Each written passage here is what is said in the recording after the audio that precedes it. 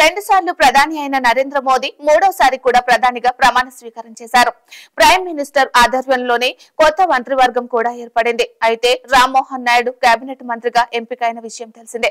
ఈయన శ్రీకాకుళం ఎంపీ. ఇక్కడ నుంచి పోటీ చేసి మూడోసారి ఎంపీగా నిలిచారు. ఈయన ఎవరో కాదు, కేంద్ర మాజీ మంత్రి దివంగత ఎర్రన్నాయుడు కొడుకు కింజరాపు ఎర్రన్నాయుడు గారు 2012లో తుది శ్వాస విడిచారు. ఆ సందర్భంలోనే రామ్మోహన్ నాయుడు రాజకీయాల్లోకి వచ్చారు.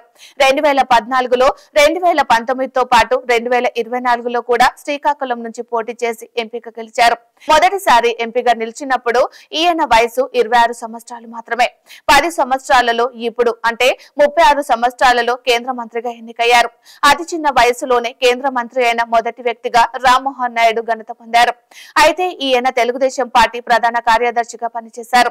రామ్మోహన్ నాయుడు శ్రీకాకుళం జిల్లాలోని నిమ్మాడలో పుట్టి బీటెక్ ఎంబీఏ చదువుకున్నారు. 2017లో తెలుగుదేశం పార్టీ సీనియర్ అయిన బండారు సత్యనారాయణ మూర్తి చిన్న కూతురు శ్రావ్యని పెళ్లి చేసుకున్నారు. మరో ముఖ్యమైన విషయం ఏమిటంటే రామ్మోహన్ నాయుడు సోదరి ఆదిరెడ్డి భవానీ కూడా 2019లో రాజమండ్రిలో అర్బన్ ఎమ్మెల్యేగా పోటీ చేసి గెలుపొందారు.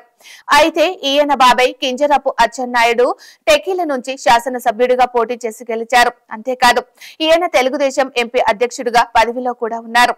ఇదిలా ఉంటే రామ్మోహన్ నాయుడు లోక్సభలో consultative committee, home affairs standing committee, పర్యాటక సాంస్కృతిక శాఖ, అధికార భాష, వెనుకబడిన వర్గాల సంక్షేమ కమిటీలలో సభ్యుడిగా పనిచేస్తున్నారు. యువతలో రామ్మోహన్ నాయుడుకి చాలా మంది అభిమానులు ఉంటారనేది కాదనలేని వాస్తవం. పార్లమెంటు చర్చా వేదికల్లో ఈయన స్పీచ్లు చాలా ఫేమస్ అయ్యాయి. ఈ స్పీచ్ లో ఎన్నో ముఖ్యమైన విషయాలను ప్రస్తావించారు. తెలుగుతో పాటు హిందీ, ఇంగ్లీష్ లో కూడా రామ్మోహన్ నాయుడు అనర్గళంగా మాట్లాడే శక్తి ఆయనకు ఉంది. ఇంత చిన్న వయసులో ఇంత పెద్ద ఘనతను సాధించిన వ్యక్తిగా గుర్తింపు సంపాదించడం మాత్రమే కాదు, యూత్ ఇన్స్పిరేషన్ కూడా.